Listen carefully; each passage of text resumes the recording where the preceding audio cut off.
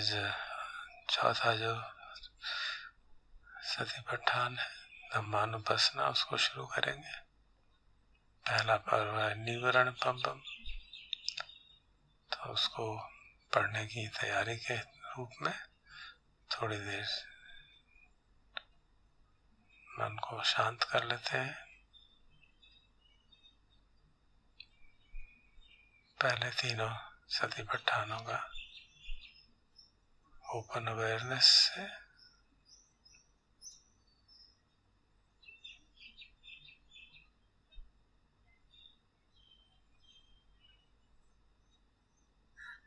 Posture वगैरह सब ठीक करके शरीर में क्या हो रहा है, मन में क्या हो रहा है, उसकी जानकारी रखते हैं।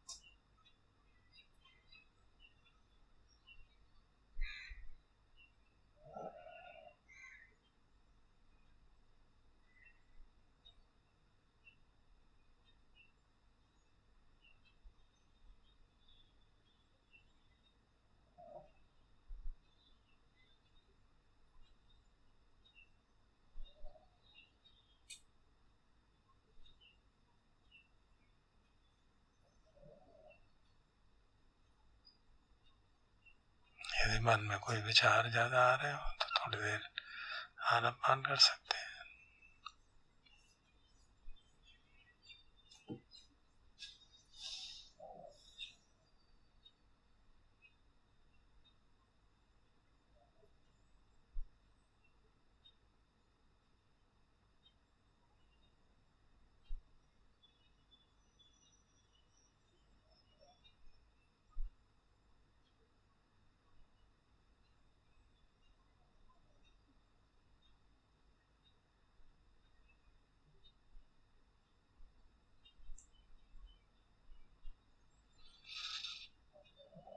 आगे बढ़ने से पहले थोड़ा रिव्यू कर लेते हैं तीनों सतिपट्ठान में क्या सीखा हमने।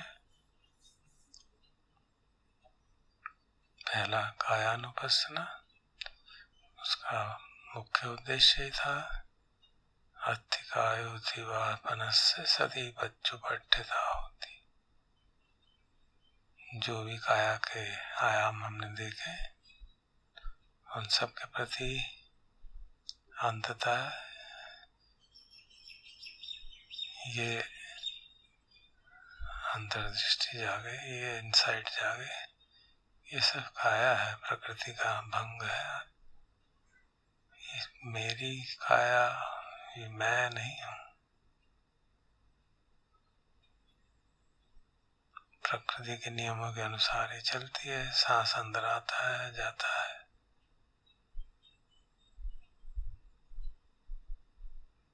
सारा शरीर में उसका प्रभाव होता है, निरंतर ये होता रहता है।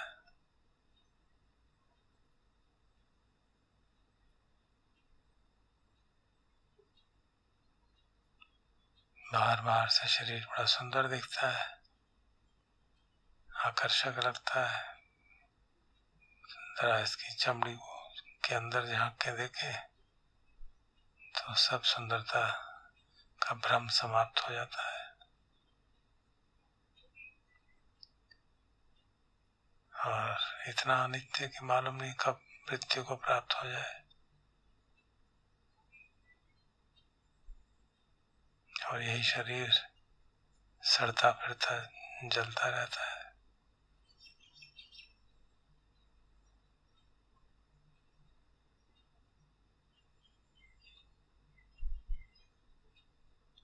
और वास्तव में और गहराई से देखें तो केवल 4 धातुओं का बना हुआ। वो धातुएं किसकी है? मेरी है क्या?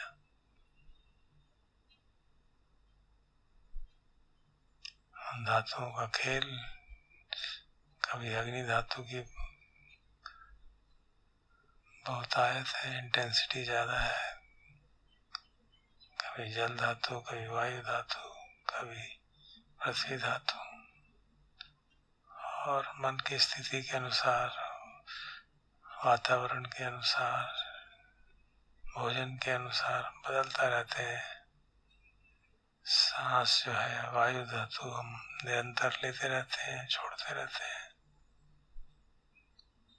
पृथ्वी धातु के रूप में भोजन लेते रहते हैं, सॉलिड भोजन का, लिक्विड भोजन लेते रहते हैं जल धातु के रूप में। और सूर्य की गर्मी निरंतर हमको अग्नि धातु प्रदान करती रहती है।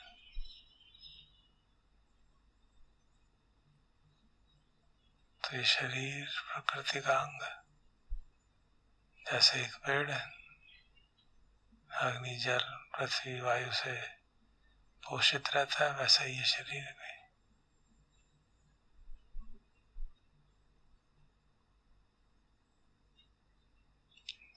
इसमें मैं और मेरा कुछ नहीं।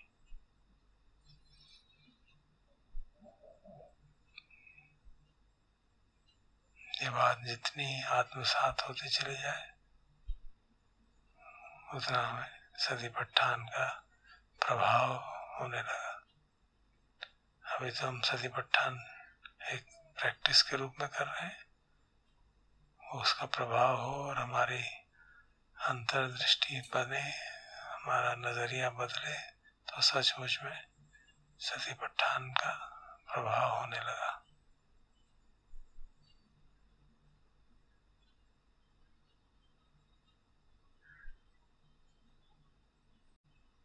फिर वेदनानुपස්සना, शरीर को जो हम महसूस करते हैं, शरीर के माध्यम से, जो इंद्रियों के माध्यम से संसार को महसूस करते हैं, अच्छा बुरा लगता है, वो भी सब परिस्थितियों से बदलता रहता है। एक ही चीज आज अच्छी लगेगी तो कल बुरी लगने लगेगी।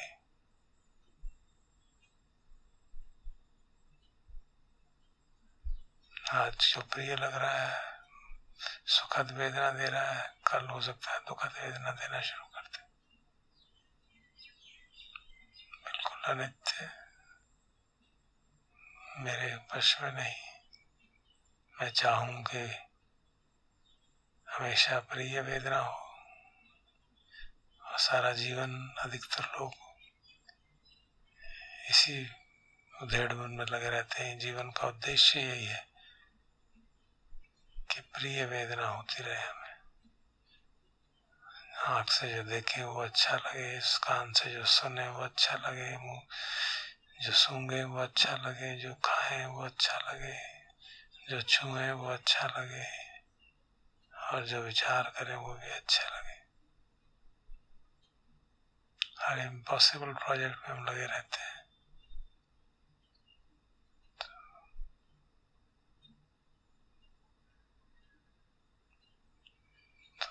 अभ्यास किस लिए किया हमने? अति वेदना दिया मनस्य सती बच्च पट्टिता होती। केवल वेदना ही है भाई, कुछ सार नहीं है इसमें।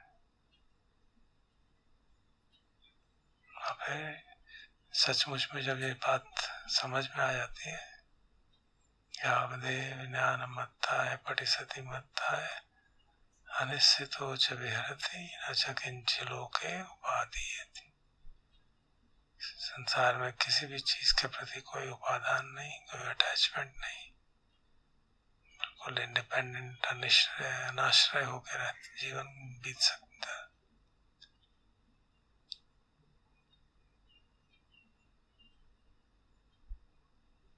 तो वेदना शरीर और मन के बीच की कड़ी,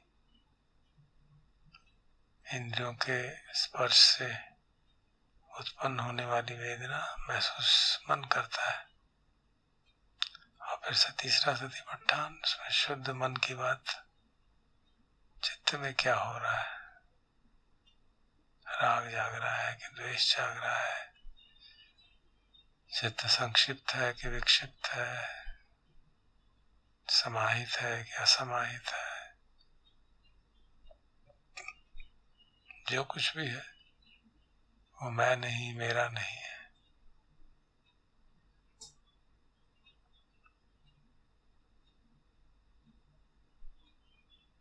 अति चित्तंति सती बच्च पट्टिता। ये केवल चित्त है, चित्त की परिस्थिति है, ये मैं नहीं हूँ। इसको कोई महत्व देने की जरूरत नहीं है। परिस्थितियों के वश, कंडीशंस के हिसाब से कुछ जागता है फिर समाप्त हो जाता है। और बार बार हमने देखा कि कभी राग जागता है, समाप्त हो जाता है, द्वेष जागता है, कुछ देर रहता है, निकल जाता है, यही चलता रहता है।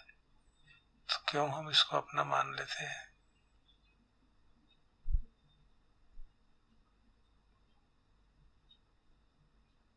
चित्तानुपස්සना का बड़ा भारी महत्व।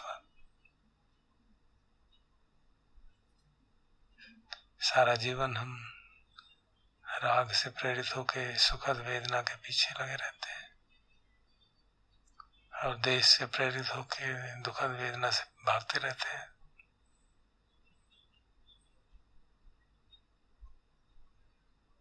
उनके प्रति चिपकाव पैदा करते हैं। तो हमें भगवान समझाते हैं कि उठता है, समाप्त हो जाता है, इसका कोई महत्व ही नहीं है। मेरा चित्त प्रसन्न है कि चित्त में उदास है, कोई महत्व नहीं है। थोड़ी देर प्रसन्नता रहेगी फिर निकल जाएगी, थोड़ी देर उदासी रहेगी फिर निकल जाएगी। महत्व किस बात का? कि हम जानने की स्थिति में हैं। तो शुरुआत तो इसी से करते हैं कि दृष्टा भाव में रहें, और फिर धीरे धीरे रियलाइज करते हैं कि कोई दृष्टा भी नहीं है।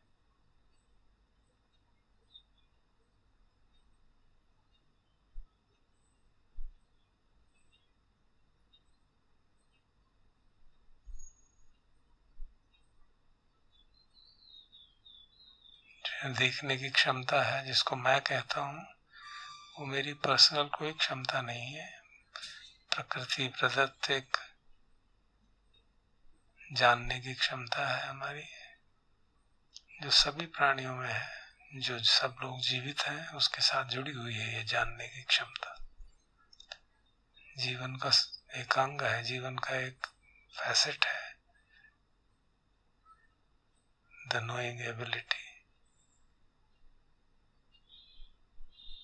और वो जो जानने की क्षमता है वो निरंतर बनी रहती है। हम चाहिए गए, मन भटक गया, असमाहित हो गया, ये हो गया, वो हो गया, लेकिन हर परिस्थिति में वो जानने की क्षमता बनी रहती है।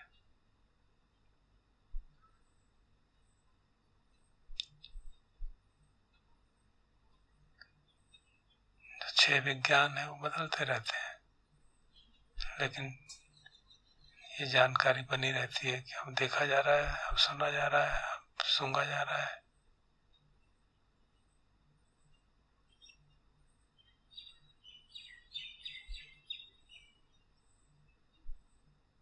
तो इस ओर हमारा ध्यान आकर्षित होता है।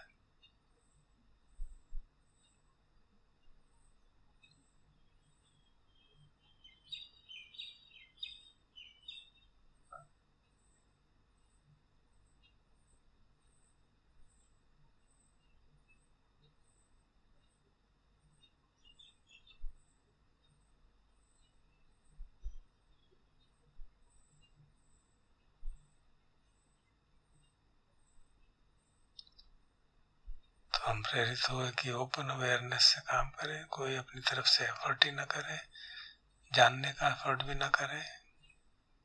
तो देखा कि कोई एफर्ट नहीं करते, फिर भी जानकारी अपने आप आती रहती है। शब्द आया तो उसकी जानकारी, शरीर में कुछ हवा ने छुआ उसकी जानकारी, मन में कुछ हलचल हुई उसकी जानकारी अपने आप होती रहती है। और यदि हम उससे उलझे नहीं, उससे चिपके नहीं, तो जानकारी होती है, समाप्त हो जाती है, बदल जाती है।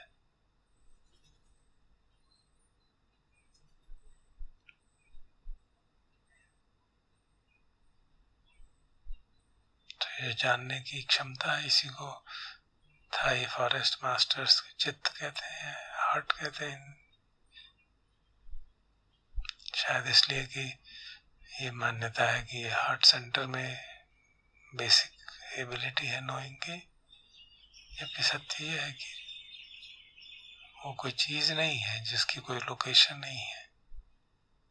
हाँ, ये हो सकता है कि शरीर के अंदर हमें ऐसा महसूस होता है कि वहां से जानकारी हो रही है, लेकिन वास्तव में जो अवेकन्ड अवेयरनेस है, ये कोई चीज नहीं है जिसकी कोई लोकेशन हो, जिसका कोई टाइम हो। अकालिको धम्मा, संदिग्धिको धम्मा, apparent here and now, timeless. जैसे अजान समय तो बार बार हमारा ध्यान उस ओर खींचते हैं।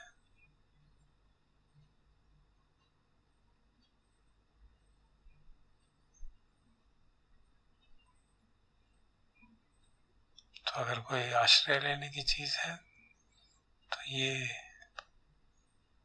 नित्य शाश्वत चित्त, जो कि जानने की क्षमता है, जिसको थाई ट्रेडिशन में बुद्धो भी कहते हैं, awakened awareness.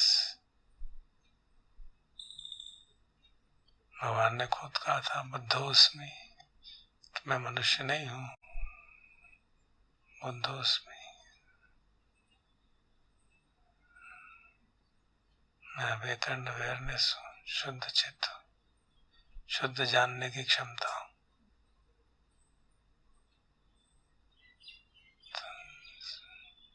So that can be the refuge.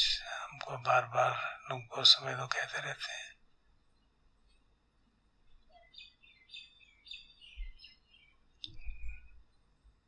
don't give importance to the contents of the mind. Be the Buddha, be the one who knows, be the one who knows. One who knows का कहने का तात्पर्य ये नहीं कि मैं हूँ जो जान रहा है. Be the knowing.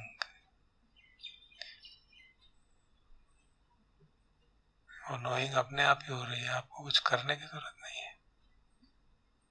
बस you just rest in that awareness. हाँ, ये कहना बड़ा आसान है, करना दिक्कत है. क्योंकि वो अवेयरनेस कोई ऑब्जेक्ट नहीं है जिसको हम जाने और उसको जानते रहें. वो एटर्नल सब्जेक्ट है. तो ये इंट्यूटिवली हम उसको महसूस कर सकते हैं कि हाँ, ये जानने की क्षमता है, लेकिन उसको इंडिपेंडेंटली एज एन ऑब्जेक्ट नहीं जान सकते. तो ये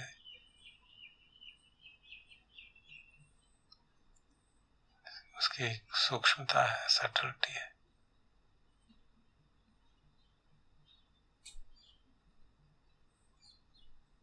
और फिर चौथे सतिपट्ठान में धम्मानुपश्यना में हर सत्र के हर सेक्शन के एंड में आएगा इति धम्माति आपनस्य सचुपट्ठिता होती. ये सिर्फ धर्म है, ये मन का परिस्थिति है, प्रकृति का भाग है. मैं नहीं हूँ, मेरा नहीं हूँ. परिस्थितियों के वश इस समय ऐसा है, इस समय कोई नीवरण जागा है, इस समय कोई बोधिकांग जागा है, इस समय ये वाला खंड जागा है, इस समय इस इंद्रिय का इस विषय से संपर्क हो रहा है. कुछ भी हो रहा है, जो कुछ भी जागा है, मेंटल कंटेंट है या फिनोमेना है, कुछ भी कह लीजिए. धम्म का व्यापक अर्थ जो हम देख रहे हैं वो भी धम्म, सुन रहे हैं वो भी धम्म,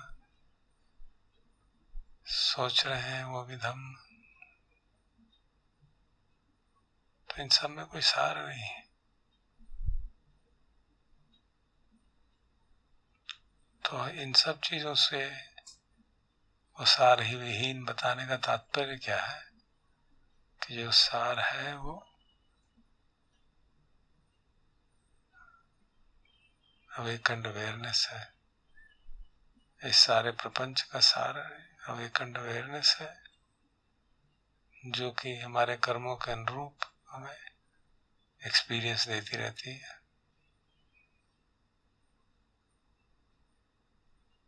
और हम उससे उलझते रहते हैं, उनको फिर बढ़ाते रहते हैं, बढ़ाते रहते हैं.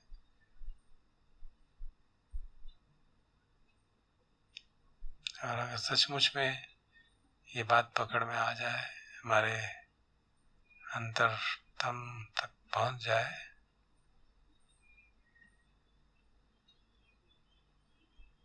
कि ये जो खेल हो रहा है ये सब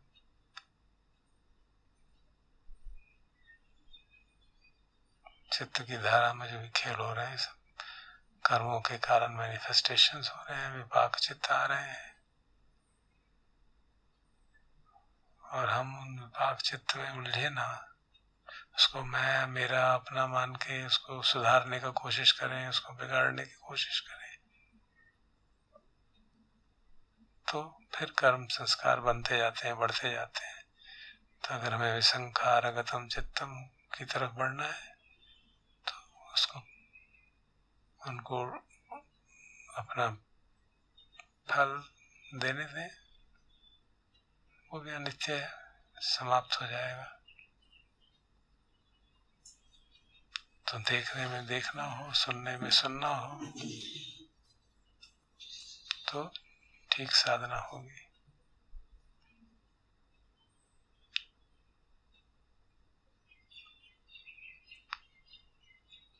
यद्यपि जब हम धम्मानुपस्सना पढ़ते हैं तो उसमें लगता है ऐसा करो, ऐसा करना है, ऐसा करना है.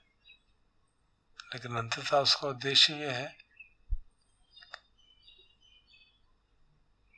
कि इसमें उलझो मत।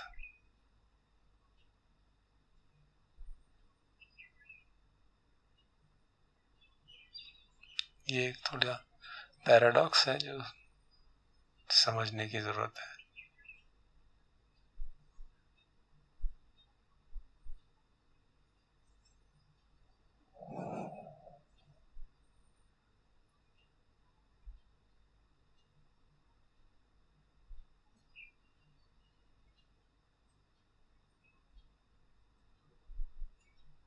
तो उसका पाठ करते हैं, फिर देखते हैं अपरेंटली क्या कहा जा रहा है और उसके पीछे इम्प्लीकेशन क्या है।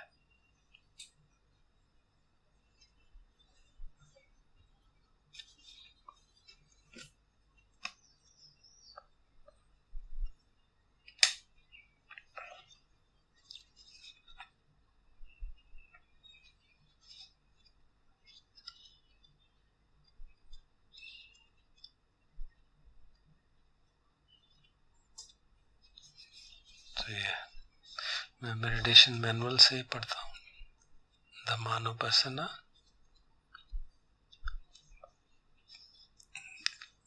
निवरण बब्बम, पेज 61। कथंच पन भिक्खवे भिक्खु धम्मेषु धम्मानुपस्सी विहरति। यद् भिक्खवे भिक्खु धम्मेषु धम्मानुपस्सी विहरति पंचसु निवरणेषु। तो यहाँ पे कोई भिक्षु 5 निवरणों की अनुपसना करता है। कथंच पन भिक्खवे भिक्खु धम्मेषु धम्मानुपस्सी विहरति पंचसु निवरणेषु। यद् भिक्खवे भिक्खु संतं वा अज्जतं कामछन्दं अत्थि में अज्जतं कामछन्दोति पजानाति। है संतं वा अज्जतं कामछन्दं नत्थि में अज्जतं कामछन्दोति पजानाति। यथा च अनुपन्नस्य कामछन्दस्य उपादो होति तं च पजानाति। यथा च उपन्नस्य कामछन्दस्य पहानं होति तं च पजानाति।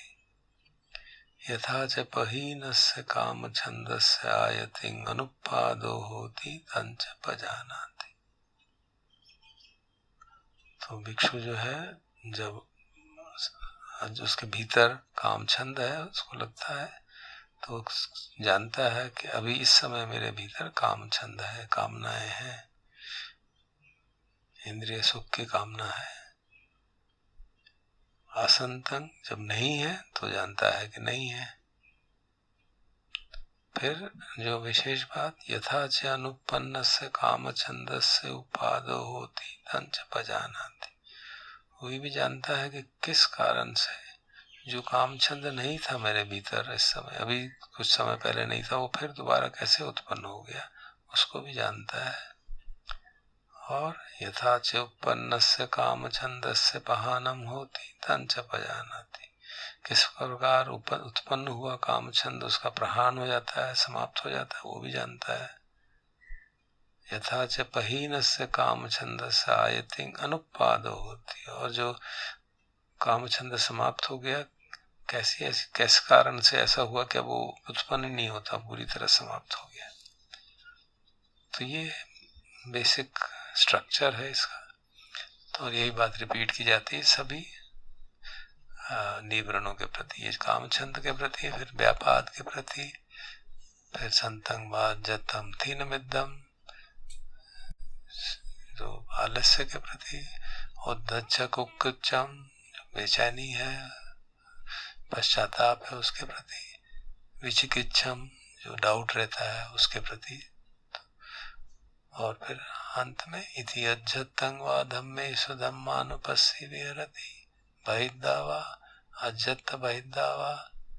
तो अपने भीतर जानता है, बाहर भी जानता है, बाहर भीतर जानता है। मतलब जो किसी से इंटरेक्ट कर रहा है तो बाहर भी समझ देखता है कैसे निवरण जाग रहा है और कैसे उसका व्यवहार बदल रहा है। फिर समुदय धम्मानुपस्सी विहरति वै धम्मानुपस्सी विहरति। समुदय वेदम, इसके उदय को जानता है, इसके व्यय को जानता है, हर एक धम्म के। और अंततः कहाँ पहुंचता है? अति धम्माति बावनस्य सती बच्चु पट्टिता। अंत में उसको समझ में आ जाता है ये सब करने के बाद इतना कि अरे सिर्फ धर्म है भाई, ये कुछ नहीं है, ये ना मेरा है ना मैं हूँ, प्रकृति के वश, प्रकृति के नियमों के अनुसार उत्पन्न हुआ है और समाप्त हो जाएगा। यावदेव ज्ञानमत्ताय पटिसति मदय, तब तक ऐसी परिस्थिति आ जाती है केवल ज्ञान केवल सती है। और फिर अनिश्चितो च विहरति न च किंचि लोके उपादीयते। तो वही स्टैंडर्ड जो बात है कि अनाश्रित हो जाता है और किसी भी लोक में किसी भी परिस्थिति से, किसी भी मेंटल स्टेट से उसका उपादान नहीं होता। तो अब प्रश्न होता है कि इसमें और चित्तानुपश्ना में फर्क क्या हुआ? वहां पे भी सायरा गंगवा चित्तंग था, यहाँ पे अथि में अज्जतंग काम छंदंग, वहां पे कहा सैदोसंग व चित्तम, यहाँ का अथि में अज्जतंग व्यापादंग, व्यापाद भी वही बात है, दोष की द्वेष की बात है, काम छंद राग की बात है। तो इनमें फर्क क्या हुआ? और इस तरह से बाकी भी है, वो भी वहां पे भी कहा गया चित्त समाहित नहीं है तो इसका मतलब रेस्टलेसनेस है। तो फर्क इसमें आप देखेंगे शब्दावली में से, अगर आप सिर्फ शब्दावली से देखेंगे तो ये भी कहा जाता है यथा चयन उत्पन्न से काम छंद से उपाद होती। तो वो ये भी समझता है कि काम छंद उत्पन्न क्यों हो रहा है, अभी चला गया था ये दोबारा क्यों हो गया, जो अभी नहीं था वो दोबारा उत्पन्न क्यों हो गया। तो यही बात हर निवरण के बारे में कही जा रही है। तो बेसिकली क्या कहा जा रहा है कि आप इन्वेस्टिगेट करिए अपनी अनुभव से कि किन कारणों से ये चीजें बार बार आ रही हैं। तो सामान्यतः यही समझा जाता है कि अगर कोई मन की स्थिति राग की द्वेष से प्रेरित है, हम उसको देखते हैं वो चला जाता है, तो फिर उसको इन्वेस्टिगेट करने की जरूरत नहीं है। लेकिन कई स्थितियां इसके हमारे काम छंद व्यापार इतने टेनेशियस होते हैं, इतने स्ट्रांग होते हैं कि उसको आप देखते रहे वो नहीं जाता, वही लगता है बढ़ता, और उल्टा कई बार उसमें हम उलझने लगते हैं तो बढ़ने लगता है। तो केवल देखने मात्र से वो जा नहीं रहा है। और अच्छा एक सिटिंग में चला गया, दूसरी सिटिंग में आए, फिर आधा घंटा देखते रहे चला गया, कम हो गया, फिर अगले दिन बैठे, फिर अगली सिटिंग में फिर वही फिर वही फिर वही। तो जब ऐसी परिस्थिति हो कि कोई भी मन की स्थिति चाहे द्वेष से प्रेरित हो, राग से प्रेरित हो, या आलस्य की बात हो, बार बार आलस्य आया जा रहा है, बार बार रेस्टलेसनेस हो जा रही है, एंग्जाइटी हो रही है, रिमोर्स हो रहा है, तो भगवान कहते हैं कि उसको इन्वेस्टिगेट करो भाई क्यों हो रहा है ये। तो वो इस धम्मानुपश्ना, इस निवरण बम का खास डिफरेंस है चित्तानुपश्ना से। कुछ तो चीजें होती हैं, कॉमन फैक्टर्स हैं जो हिंड्रेंसेस को बनाए रहते हैं कि अगर हमारे जीवन में हम सुबह शाम साधना तो कर रहे हैं, जीवन हमारा शील से प्रेरित नहीं है, या हमारे कंपनी ऐसी है कि बाहर जाके सब राग द्वेष बढ़ाने की बातें होती रहती हैं, अननेसेसरली गप्पे, चुगली करना, निंदा करना, ये सब करते रहेंगे तो द्वेष का उभार बढ़ता ही जाएगा। या घर पे कोई परिस्थिति है, ऑफिस में कोई परिस्थिति है जिसमें हम निरंतर द्वेष जगा रहे हैं या निरंतर राग जगा रहे हैं, तो अगर ऐसा 20 घंटे ये करेंगे या 10 घंटे ये करेंगे और बाकी 1 घंटा सुबह शाम ध्यान करेंगे तो उससे वो काम छंद समाप्त नहीं होगा, व्यापाद समाप्त नहीं होगा। तो एक तो ये बात हुई कि इन्वेस्टिगेट में हम अपने क्रियाकलापों को, अपने दैनिक जीवन को इन्वेस्टिगेट करें और ये देखें कौन सी चीज है जिसके प्रति हमारा राग जागता है ज्यादा, ट्रिगर क्या है, काम छंद ज्यादा इस परिस्थिति में ज्यादा जागता है, इसको देख के, इस पुरुष को स्त्री को देख के एकदम काम छंद जागता, तो सजग हो जाए उस तरफ। इस परिस्थिति में इस बात को सुन के, इस वाणी को सुन के, इस परिस्थिति को देख के, इस मनुष्य को मिल गए द्वेष आता है, गुस्सा आता है। तो इस प्रकार से इन्वेस्टिगेट करेंगे तो मालूम पड़ेगा कि यहाँ पे हमारा ट्रिगर पॉइंट है जो हमारे बटन पुश करता है। तो फिर सजग होने का प्रयास करेंगे, वहां पे उससे भागेंगे नहीं, उस परिस्थिति में जाएंगे सजग होके, एक्स्ट्रा केयरफुली अवेयरनेस रख के। जैसे ही राग जागा उसको जान लिया और उसको उतरने का, समाप्त करने की कोशिश की। तो इस प्रकार से हम साधना में व्यवहारिकता भी जोड़ सकते हैं।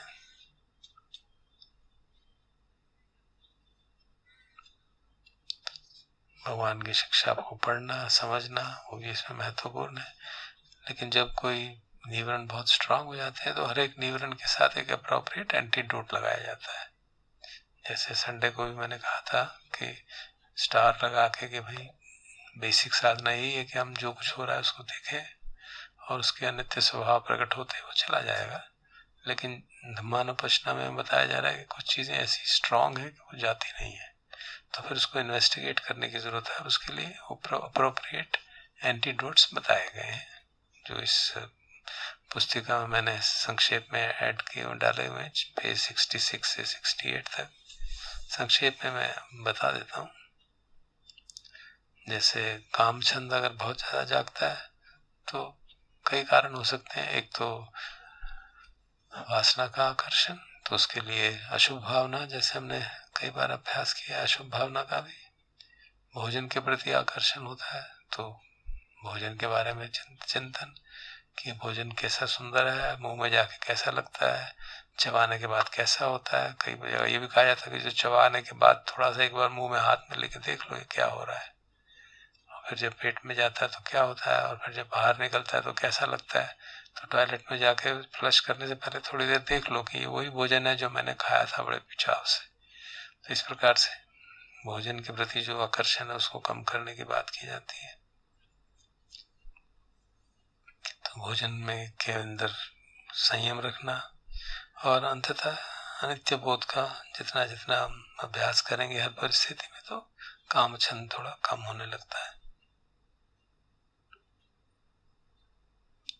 और जो द्वेष है उसका उल्टा, कि जो अप्रिय परिस्थिति है उसको हम ज्यादा अटेंशन दे रहे हैं, प्रिय को अटेंशन नहीं दे रहे हैं, और चीजों को पर्सनली ले रहे हैं। कोई कुछ क्रिटिसाइज कर रहा है तो उसको पर्सनली ले रहे हैं। तो उसका प्रिवेंशन क्या हुआ कि पहला तो यही कि ब्रह्म विहार करें, मेत्ता, करुणा, उपेक्षा का भाव करें, और फिर अन्य अन्य उपाय ये आते हैं कि कोई चीज बार बार तुमको कोई कुछ कह रहा है तो उसको कैसे अवॉइड करना है, उसके प्रति क्या व्यवहार रखें, मेत्ता रख पाए, करुणा करें, करुणा भी ना हो तो उपेक्षा का भाव करें, नहीं तो उसको इग्नोर कर दें। इस तरह से सुझाव दिए जाते हैं। और जिसके प्रति द्वेष हो उसके अंदर जो कुछ सद्गुण होंगे, क्योंकि कोई भी ऐसा प्राणी नहीं होता कि उसमें सद्गुण कुछ भी ना हो, उनको याद करेंगे तो उसके प्रति द्वेष कम होगा। बेसिकली कुशल उपाय लगाने वाली बात है। फिर जो थिन मिद्द है, आलस्य है, बोर्डम है, तो उसके लिए ही कहा कि अपने जो आलम्बन है ध्यान का उसको बदलें। आंख से नींद ज्यादा आ रही है तो आंख खोल के बैठे, चलें, वॉकिंग मेडिटेशन करें, कान को खींचे, पानी मुंह पे डालें। ये सब चीजें हम जानते हैं जैसे वो करने को कही जाती हैं। और एक महत्वपूर्ण सुझाव दिया जाता है कि भोजन की मात्रा कम करें, क्योंकि भोजन अगर ज्यादा करते हैं तो उससे आलस्य ज्यादा बढ़ता है। और दूसरा कि मरणानुसति का अभ्यास करें, क्योंकि मरणानुसति का अभ्यास करेंगे तो चित्त में संवेग जागेगा धर्म के प्रति, तो जो हमारी आलस्य की प्रवृत्ति है वो कम हो जाएगी। फिर अगर बेचैनी बहुत है, बहुत पश्चाताप है पुराने किए हुए पे, तो बेचैनी यदि कई बार देखा जाता है कि बहुत ज्यादा एफर्ट कर रहे हैं, मुझे ये प्राप्त करना है, तो उस कारण से होती है। तो रिलैक्स करने से साधना के प्रति रिलैक्स एटीट्यूड रहे, और आनापान से भी चित्त की बेचैनी थोड़ी कम होती है। और पुण्यानुसति करने से, अगर हम अपने पुण्यों को याद करें तो भी जो बेचैनी है और पश्चाताप है वो कम होता है। लेकिन असली बात तो ये होगी कि हमारा शील जितने पुष्ट होंगे, क्योंकि पश्चाताप शील तोड़ने के कारण ही आता है, बेचैनी भी उसके कारण बहुत बढ़ जाती है अगर शील तोड़ा जाए। तो जितना वो पुष्ट होंगे उतना अच्छा रहेगा। और हमारी साधना प्रबल होगी जब हमारे दृष्टि सम्यक होगी, तो वो जितनी स्ट्रांग होगी तो जो परिस्थिति है उस परिस्थिति के अनुसार सुत्त पढ़ें और इन्वेस्टिगेशन करें, वाइज रिफ्लेक्शन करें। और जो डाउट है, विचिकित्सा है, उस क्लैरिटी है नहीं है, टीचिंग के बारे में पता ही नहीं, अपनी क्षमता पे डाउट होने लगता है, क्या ठीक है क्या बुरा है यही समझ नहीं आता। तो इसके लिए धर्म का ठीक से पकड़ पाना, समझ पाना, उसकी नॉलेज होना आवश्यक है। और किसी कल्याण मित्र के साथ धर्म चर्चा करना, अपने साधना के प्रति धर्म संवेग होना बहुत महत्वपूर्ण है। और धर्म संवेग होगा तो हम डाउट को भी देख पाएंगे। अच्छा डाउट ही तो है, ठीक है देखते हैं, ये भी एक फैक्टर है, मेंटल फैक्टर, उठाया तो निकल जाएगा। लेकिन सामान्यतः ऐसा करना मुश्किल हो जाता है, क्योंकि हमें लगता है डाउट क्लियर करना चाहिए तुरंत। हाँ, साधना जब कर रहे हो, फॉर्मल सेटिंग, उस समय तो डाउट को डाउट देखें, लेकिन उससे बाहर आके फिर हम डाउट क्लियर कर सकते हैं। लेकिन उतनी भी हमें क्षमता होनी चाहिए कि डाउट हमको ओवरवेल्म ना कर सके। सच में जो थोड़ी दिक्कत होती है, खासतौर पे जो हमारे जैसे इंटेलेक्चुअली ओरिएंटेड लोग, उनको लगता है कि डाउट है तो इसको क्लेरिफाई कर लो तुरंत। तो ये संक्षेप में निवरण पम्बम। तो अब थोड़ी देर बैठ के ध्यान करते हैं। जरूरी नहीं कि अगर कुछ 10 मिनट में कोई निवरण जाग ही जाए, लेकिन समझ लिया, क्योंकि ये निवरण हमेशा नहीं रहते, खासतौर पे जो पुराने साधक हैं, वर्षों से साधना कर रहे हैं। बट जब भी जागे तब इस प्रकार से उसको हैंडल करें और ये समझें कि उसका आशय क्या है ये सब करने का।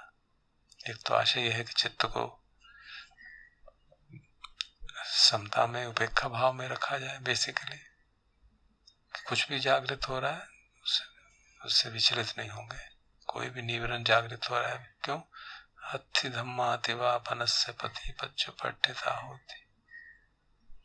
अगर हम अपना आश्रय, अपना हमारा जो रियल होम, जैसे अजानचा कहते हैं, अवेकंड अवेयरनेस को, बुद्धों को, शुद्ध चित्त को, लाइफ फोर्स को, प्योर कॉन्शियसनेस को, जो कुछ भी शब्द हमें ठीक लगता हो, जो हमारी जानने की क्षमता है उसको महत्व दें, ना कि क्या जाना जा रहा है उसको महत्व दें। तो